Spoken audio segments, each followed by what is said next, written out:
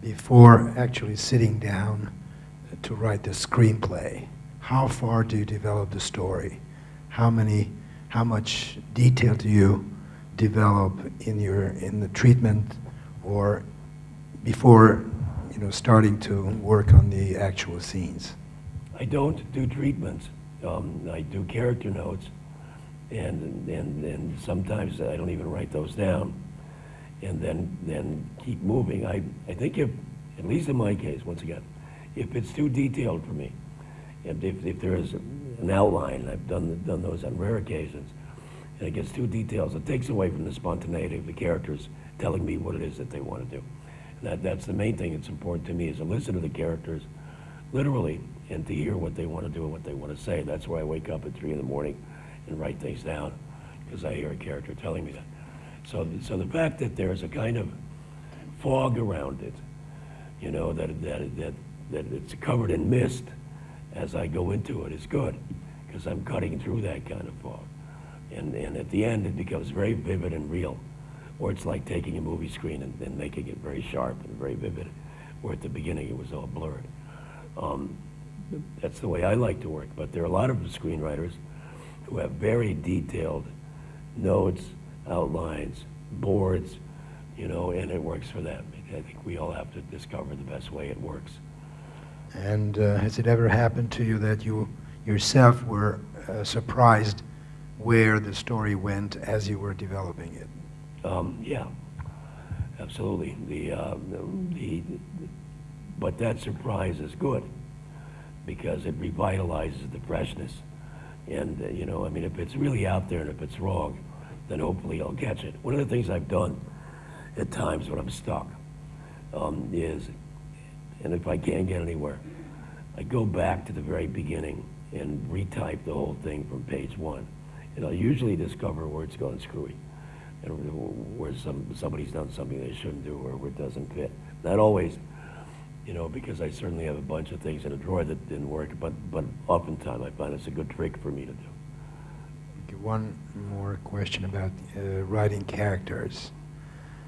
Before you, again, head into the writing of the actual screenplay, do you write for yourself certain features of the characters that you want to work with, or the characters themselves also develop with the story? I do both things. I first, at the very beginning, I take index card notes and write things down. Frank, for example, does this, right? And after I have a bunch of index cards, I put it together and do like a page of what I like in the index cards. But I never want that to be so defined that they can't do stuff on their own. It's that trick that I was talking about. We're dancing on the table. Let them dance, watch what they're doing. Control it in the sense that you won't let them fall off. But try to, that's really magic and that's fun. When they start talking to you, and you actually hear what they're saying, then you're really moving with it. And when that happens, I find that to be magic. But sometimes it doesn't. And if it really doesn't for some time, then the best thing you can do with it, in my mind, is put it away and see what happens. Sometimes after many years, I did Telling Lies in America, the autobiographical piece with Kevin Bacon. It was originally titled Magic Man. And I took it out and nobody bought it. It was made 11 years later, when someone happened to read it and notice it and like it. And that's what I meant when I said to you, trust in the fact that someone will see this and like it, and then you could have a shot to do it. Because that's exactly what happened. Producer saw it, and she said she had a young director named Guy Ferlin that she worked with. And she sent the piece to Guy, and Guy loved it.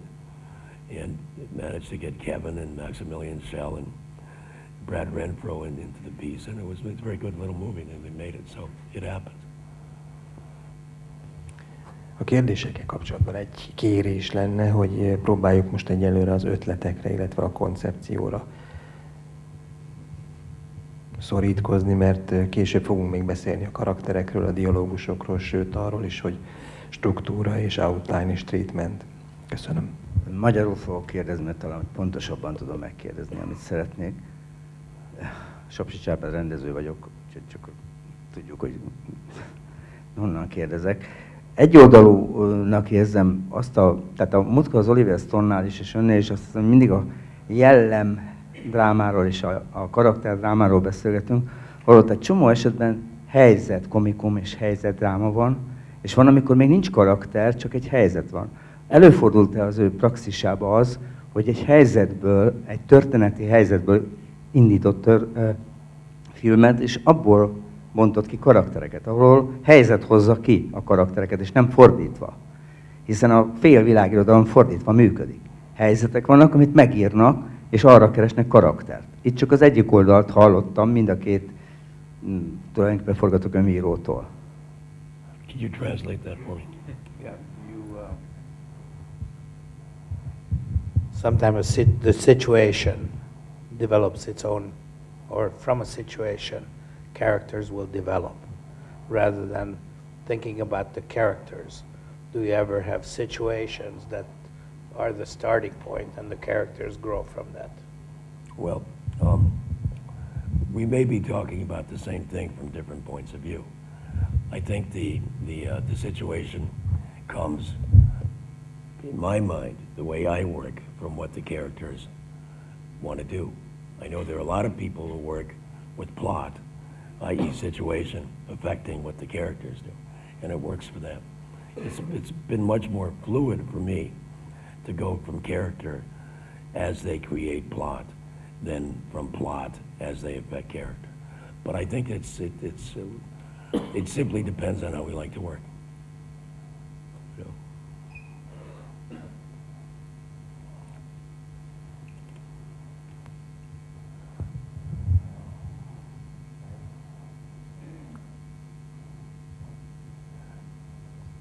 God doesn't want you to ask the question, I think.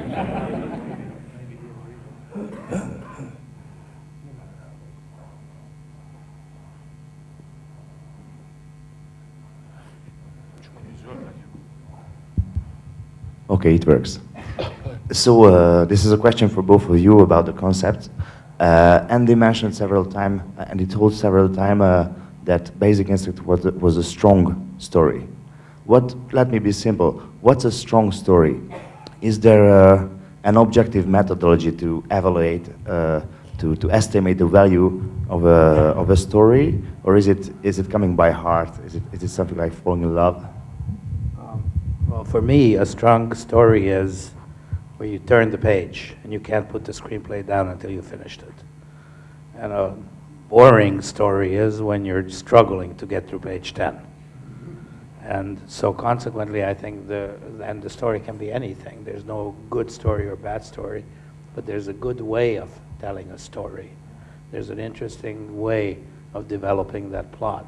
And if you keep turning that page because of the drama, because of the tension, because of the fun, or because of whatever it is that's driving that script, then you've got a great script. If you're struggling to read through the script, then I would think twice before making that one.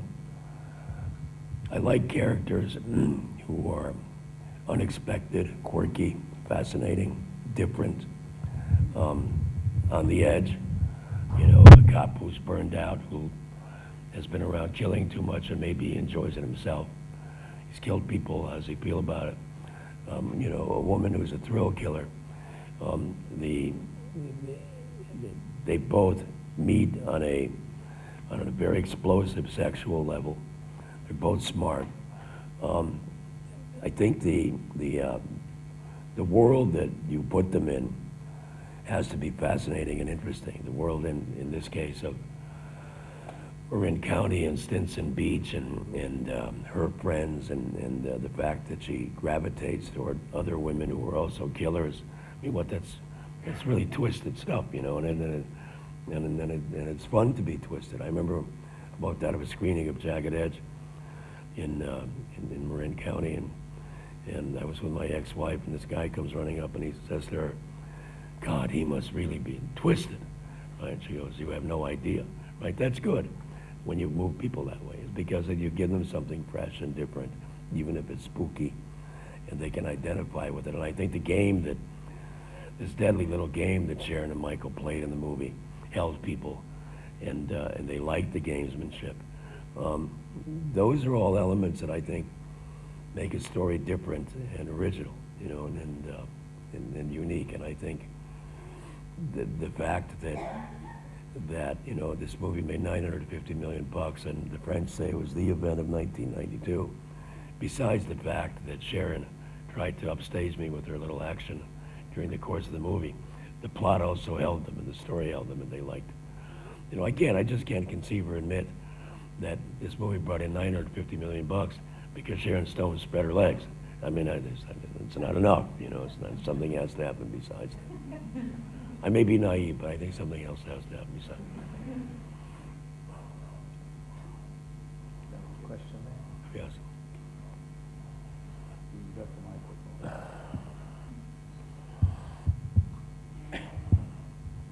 microphone. We heard before and now again that people here write for themselves, and Andy said it a few times, as opposed to in America, American screenwriters who write for the audience. I just wonder whether you ever think of the audience when you write, or whether you write to please yourself, because I think it's quite difficult. I mean, a writer sitting down writing a story, I would assume that it's something that he is the judge of. He is writing for himself.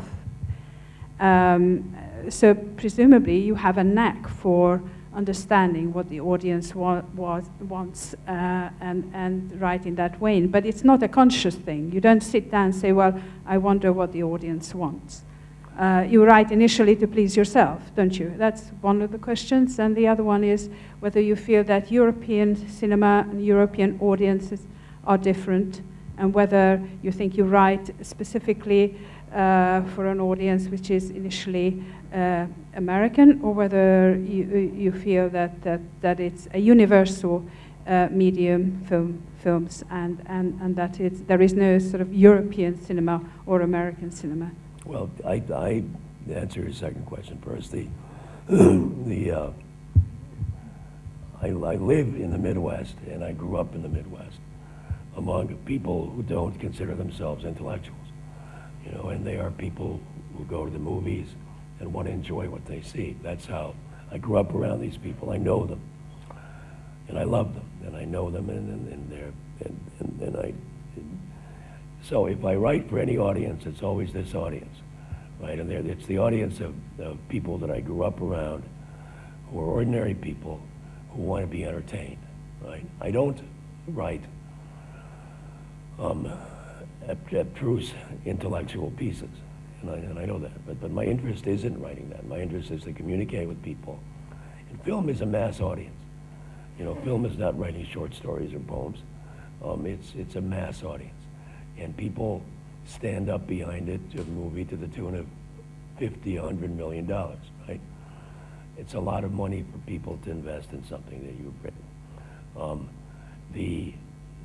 I'm not sure that I ever lose track, because it's probably so visceral and inner at this point, of this American audience that I know, you know, and I'm absolutely sure that I write movies for American audiences. But the interesting thing is that these movies that American audiences love make more money overseas, in Europe and in different than they do in the United States.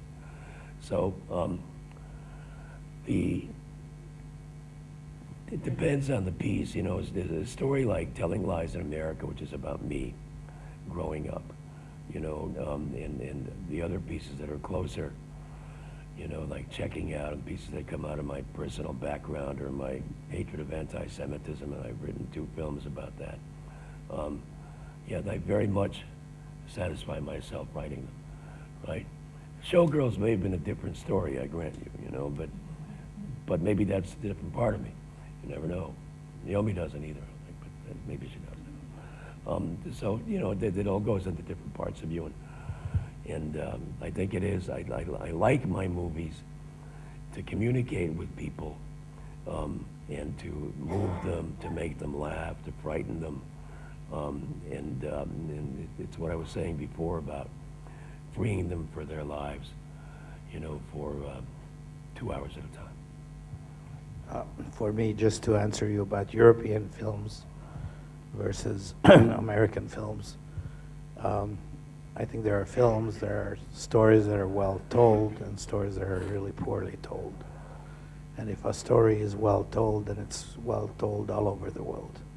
I think if you take Music Box, it's a Hungarian writer, Greek director, semi-Hungarian producer, Jessica Lange as the actress, an American Academy Award winning actress, and Albert Mullerstadt, who's a German actress.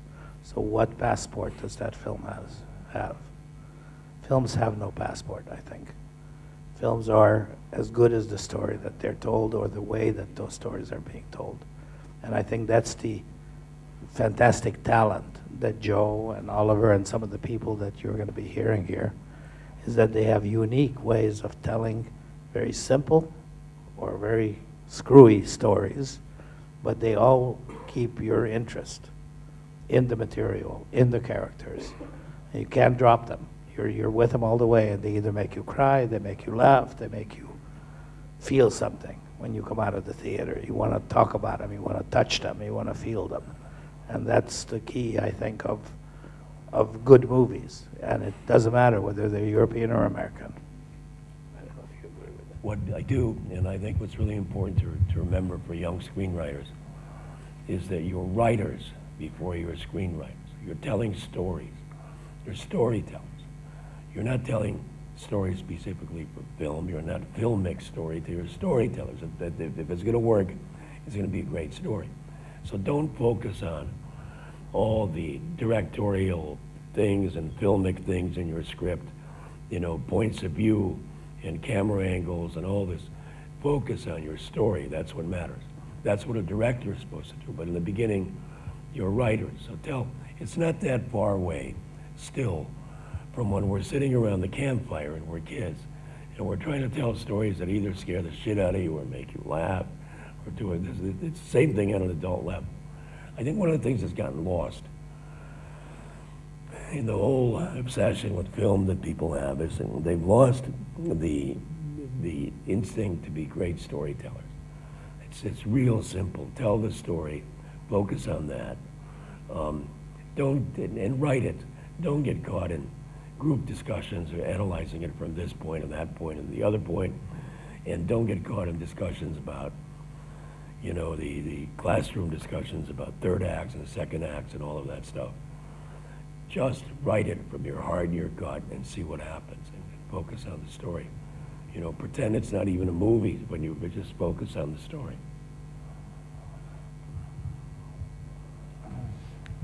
Két kérdésre van még időnk. Where is he? He's up there. Okay, Joe, go first. My question will be two questions, but you might want to answer them together because they are very related to each other. Right. Once you focused on your story and you told your story and you wrote the first draft, do you ever take a step back and take a look at it and see whether it has the right structure, the right dramatic or classic structure for that particular genre you wrote that story in? That's my first question. And the second question is that throughout your writings, which I'm a big fan of, you many times criticized the story analysts and story doctors, such as McKay or Truby. And do you ever think that they do have a point somewhere, or they are completely off the mark according to your views? They have no point. They're liars, and they take your money, and they don't know what the fuck they're talking about, right? And they have no point. McKee, the great screenwriting guru, has never had a movie made, right? Never had one made. If the guy would have had 5 movies, I'd say, well, he might be worth a look. And he never had a movie made. He's pontificating about how to write this stuff. No, I think they're hucksters, and I feel that I have a moral obligation given to me by God to expose what scumbags they are. Now I think we've answered that part. The first part of your question, I don't stop after the first act. I try to get through because it's so difficult to paste a blank page each day. You know, it's really terrifying. So I don't want to stop and look at it. I want to go through and get it done, and then I do that. When I didn't say first act. I said first draft. First draft, absolutely. So when you get Yes, the first absolutely. draft, you step back and I do. you structure. I do. I step back. I say, "This is perfect." Andy won't change a word. I don't need to do any work, and I'm done. Right? So, but no, I do do that. But that's the time to do it. I would suggest to you though that when you do it, give yourself a break. Treat yourself with some tender, loving care. Don't be too harsh at that point on what it is that you've written, because you don't want to wind up depressing yourself. But I'm not kidding. I mean that because it's very difficult to keep writing, no matter how many you've done. It's really a challenge. You know, so you know, treat yourself with some TLC. Do a second draft, and then see what happens. I'm glad you asked the question about McKee. I think we've settled that. You know, I don't think there are going to be any more questions, even from that young man over there. I don't think he's going to do that. You mentioned that reading is really important for you. Who do you read? Do you read books or do you read scripts? And who would you suggest us to read if we want to make good concepts in scripts? Where are you? I can't see who asked me the question. Oh, I got you. It's me. I never read scripts. In all this time, I've never read scripts. I read a lot of books, always have. I consider reading as important as writing. I read a lot of fiction. I read equal amounts of nonfiction, but I'm a voracious reader. I'm always reading. We see a lot of movies, I mean a lot of movies. But I'm not sure that I see more movies than I read books. I think I read books more. I think the reason that's so important is once again, it's like doing push-ups in terms of your storytelling. You know, you read novellas and short stories and novels and things, and it just filming it, if you put it into your own head and in your own images, it somehow keeps you fresher. I've always also loved doing it, you know, since I was a kid. Once I became mature enough not to understand that I wanted to make something of myself, and that took some time. But once I realized that, I always turned to reading, and it was, you know, the source of my strength, and I think it still is. I think it's really important. I advise all of you to do it. I know that in today's world, it's much more trendy to go see a movie and talk about it. And reading is bad for you. Once again, it screws up your eyes. You could be a blind writer, you know, if you keep reading. But to do it as much as you can, I found it very productive. Köszönjük szépen, ennek az etapnak is vége. 15 perc szünet, és utána folytatjuk struktúrával.